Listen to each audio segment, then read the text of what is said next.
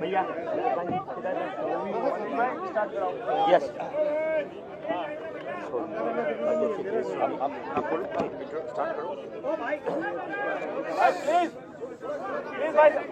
एक मिनट सब सेट कर दो।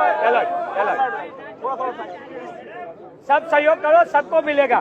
शांति रखो मैडम। भैया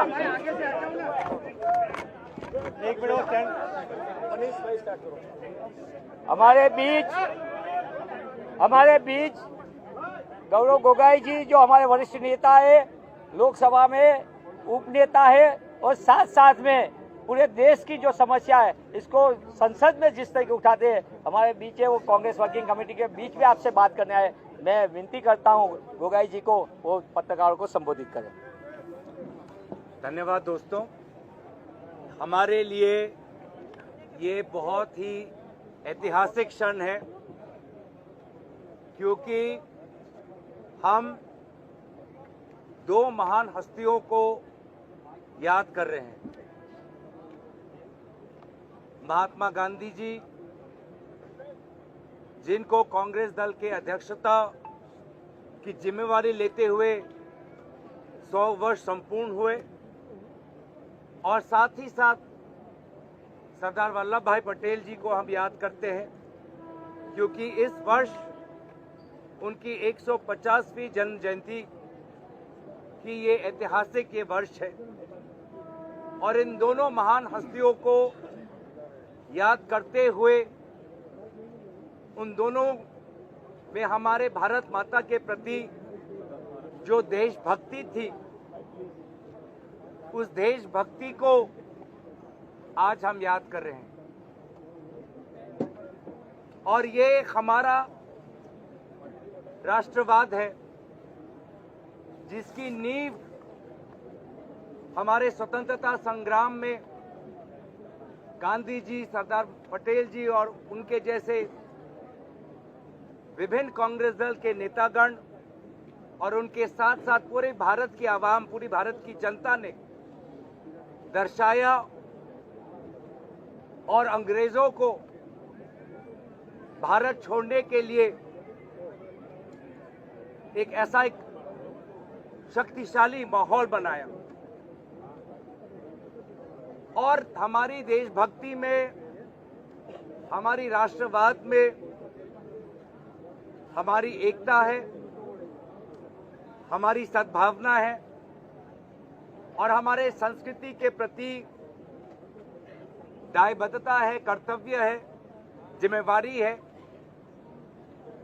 और संविधान की संरक्षण आज हमारे लिए सबसे वो मूल कर्तव्य है आज के इस वर्तमान माहौल में। और इसीलिए गुजरात के इस पावन भूमि पर आकर हम गुजरात के लोगों के प्रति अपनी श्रद्धा व्यक्त करते हैं। ये गुजरात देशभक्ति की भूमि है, पवित्र सोमनाथ मंदिर की ये भूमि है। इस गुजरात के लोगों में उद्योग के प्रति जो उनकी जो शक्ति है, उनकी जो ज्ञान है, उसके प्रति हम नमन करते हुए बहुत से अहम मुद्दों पर हम वर्तमान में चर्चा कर रहे हैं। और जिस प्रकार से हम देख रहे हैं कि अमेरिका ने जो हमारे भारत के एक्सपोर्ट पर जो टैरिफ्स लगाए हैं, वो पूरे देश के साथ साथ गुजरात के भी बहुत से महत्वपूर्ण उद्योग पर एक नकारात्मक प्रभाव फैलाएगा। और उसको लेकर हम तो अपना चिंता व्यक्त कर रहे हैं, उसको लेकर हम चाहते हैं कि भारत सरकार हमारे राष्ट्र के उद्योग के लिए और मजबूती से अमेरिका के सरकार के साथ संवाद करे, लेकिन चुप्पी के बजाय हमें कुछ नहीं दिखता। ये टैरिफ्स हमारे छोटे छोटे लघु और मध्यम वर्ग पर एक बहुत ही नकारात्मक प्रभाव डालने वाला है। और मुझे अफसोस है कि गुजरात से आए हुए हमारे प्रधानमंत्री, उनको जिस प्रकार से नेतृत्व लेना चाहिए था इस विषय पर,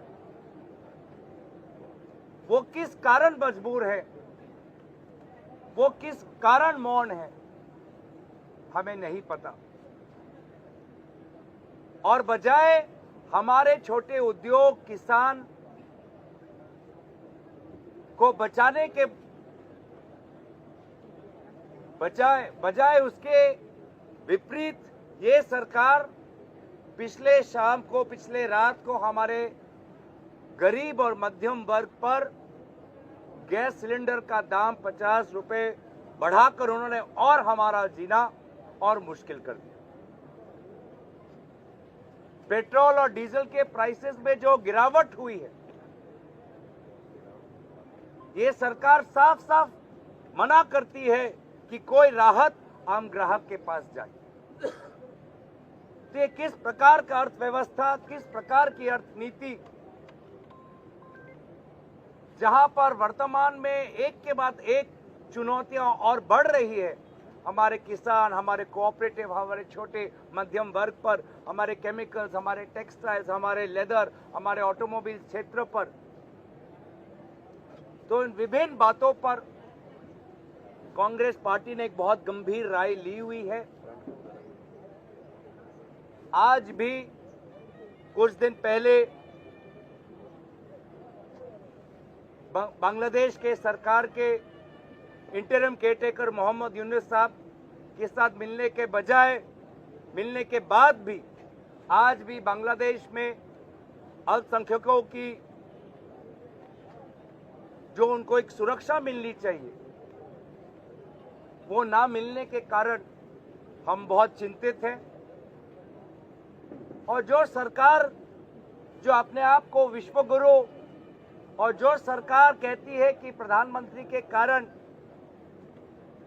विश्व में हमारी ताकत बढ़ चुकी है, हम ना बांग्लादेश के मामले में कुछ सकारात्मक काम कर पाए हैं, ना अमेरिकन टैरिफ्स को लेकर कोई सकारात्मक काम कर पाए हैं, ना हमारा पड़ोसी देश चीन के साथ कोई हम सकारात्मक काम कर पाए। तो बहुत से अहम मुद्दों पर हमारी बात हो रही है और मुझे पूरा विश्वास है कि इस ऐतिहासिक कांग्रेस वर्किंग कमेटी से अहमदाबाद से आने वाले समय के लिए एक नया दृष्टिकोण, एक नई आर्थिक परिकल्पना, एक नई सामाजिक सोच, एक नई सांस्कृतिक ढांचा और लोगों में एक नई उम्मीद और जोश उजागर करे। धन्यवाद। गौरव जी, एक सवाल है जी। कुछ दिन पहले राहुल गांधी जी गुजरात आए थे, उन्होंने कहा था कि कुछ नेता कांग्रेस के बीजेपी से मिले हुए हैं और उन्होंने शादी वाले घोड़े और रेस वाले घोड़े का भी जिक्र किया था। तो क्या उस पर भी चर्चा हो रही है, कोई कड़ा कदम जो है वो पार्टी?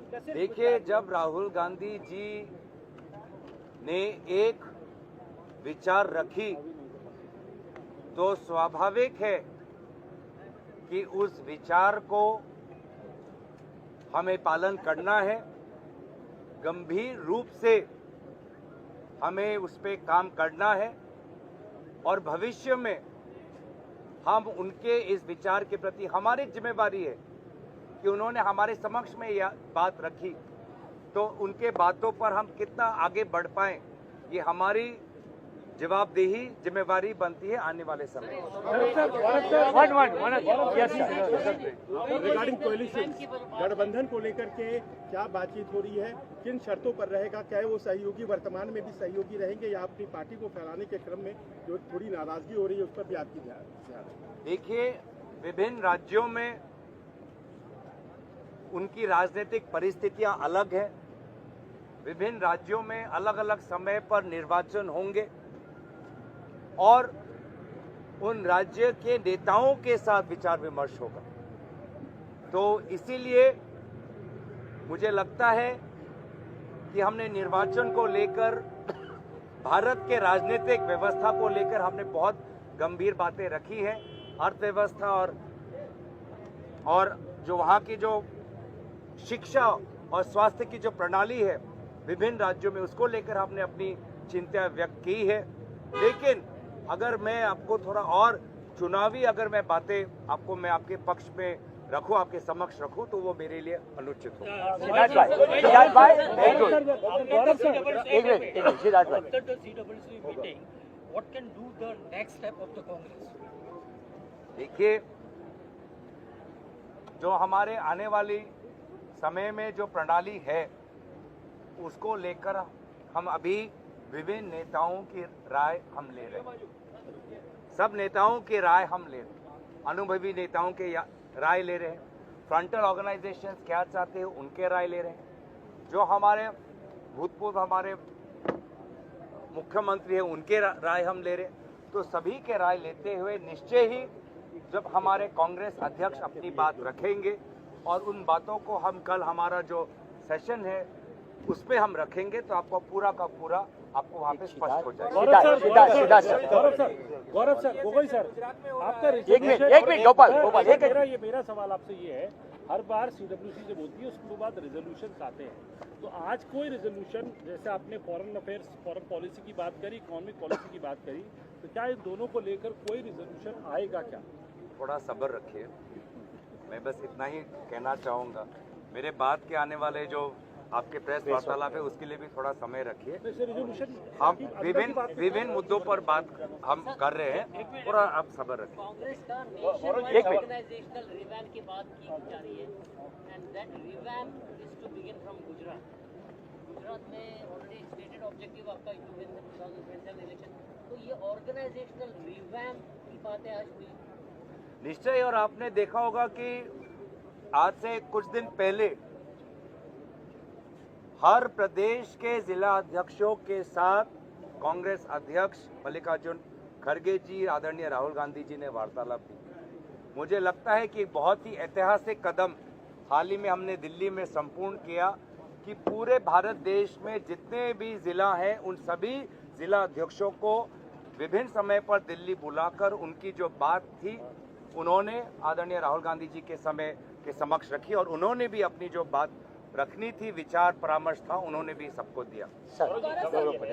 गुजरात में आपका अधिवेशन हो रहा है, गुजरात में सीडब्ल्यूसी हुई, गुजरात में तकरीबन 30 साल से कांग्रेस सरकार में है। राहुल गांधी ने खुद चैलेंज किया है संसद में कि इस बार भाजपा को गुजरात में हराएंगे। इस मुद्दे को लेकर क्या इस बैठक में चर्चा हुई या कल की चर्चा होने वाली है? किस मॉडल को लेकर आप आगे? जब उन्होंने हमारे सामने एक लक्ष्य रख दिया है कि 27 में हमें गुजरात में चुनाव जीतना है और जो अन्याय, नाइंसाफी और एक छोटे वर्ग तक जो प्रगति सीमित हो चुकी है उस नाइंसाफी को तोड़ना है, तो हर अवसर पे हम गुजरात को लेकर बहुत गंभीर है और हर अवसर पर हम अपने बीच में ऐसी हमारा वार्तालाप होता है जो आने वाले समय में गुजरात में हमारी रणनीति को सहयोग करे। Last question that Gopal BBC, Gopal from BBC and then BBC. में से जो कांग्रेस के नेता हुए, आपने गांधी की बात की, तो क्या पार्टी अब चिंतित है उस बात से लेकर कि गुजरात में पहले पिछले 4 दशक से कोई ऐसा मास लीडर नहीं आया जो आपकी पार्टी को पावर पे ले जाए, जो आपकी पार्टी को लोगों के बीच में ले जाए? देखिए, मैंने शुरुआत में ही गुजरात के लोगों का नमन किया, गुजरात की इस पावन भूमि के प्रति अपनी श्रद्धा व्यक्त की, और हमारा पूरा विश्वास है कि आने वाले चुनाव में गुजरात के लोग, गुजरात की विवेक शक्ति और गुजरात के लोगों का आशीर्वाद और शुभकामनाएं हमें मिलेंगी। एक बड़ा लक्ष्य कुछ महीने पहले राहुल गांधी जी ने हम सब पर के समक्ष रखा है कि गुजरात को हमें जीतना है, और उस गुजरात के चुनाव में गुजरात कांग्रेस अकेला नहीं, पूरा AICC यहाँ पर गुजरात पे आकर गुजरात की कांग्रेस को और ताकतवर बनाएगी और पूरा AICC उस गुजरात के चुनाव को लड़ेंगे। धन्यवाद। Thank you very much. Thank you everyone.